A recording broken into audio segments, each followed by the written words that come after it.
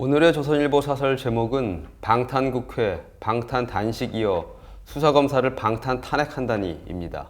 더불어민주당이 어제 취임 석 달에 불과한 이동관 방송통신위원장에 대한 탄핵소추안을 당론으로 발의했습니다.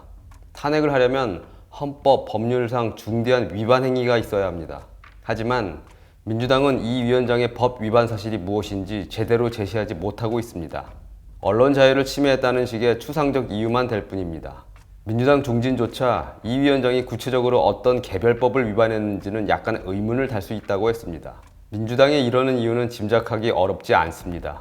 민주당은 168석으로 누구든 언제든 탄핵 소추할 수 있습니다. 이 위원장이 탄핵 소추되면 헌법재판소의 탄핵 심판 결과가 나올 때까지 6개월 가까이 직무 정지가 됩니다.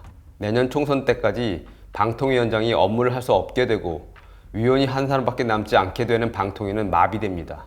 민주당은 내년 총선 때까지 방통위를 마비시켜 자신들에게 유리한 방송 환경을 지키려는 계산입니다. 민주당은 이재명 대표의 쌍방울 불법 대북 송금 사건 수사를 맡고 있는 수원지검 이정섭 2차장 검사, 고발사주 의혹을 받아온 손준성 대구고검 차장검사에 대한 탄핵소추안도 발의했습니다. 얼마 전 민주당은 이 검사의 위장 전입 등 각종 이유를 들어 고발도 했습니다.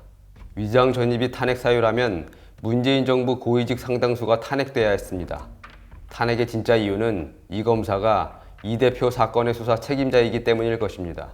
탄핵안이 통과되면 이 검사의 직무도 정지됩니다. 총선 때까지 대북 송금 사건 수사가 차질을 빚게 됩니다. 후임 검사가 임명되면 민주당은 같은 방식으로 또 손발을 묶으려 할 것입니다. 방탄국회, 방탄단식을 넘어 방탄용 탄핵까지 합니다. 민주당이 현 정부 출범 후 탄핵을 위협한 장관급만 최소 6명입니다. 대통령과 국무총리도 예외가 아니었습니다. 국무회의 구성원 21명 중 8명이 탄핵 위협을 받았습니다. 이제는 자신을 수사하는 검사를 탄핵하겠다고 합니다. 앞서 민주당은 지난 9월 서울시 공무원 간첩 사건을 수사한 검사에 대한 탄핵소추안을 의결했습니다. 검사들을 겁주기 위해 9년 전 사건까지 들췄습니다.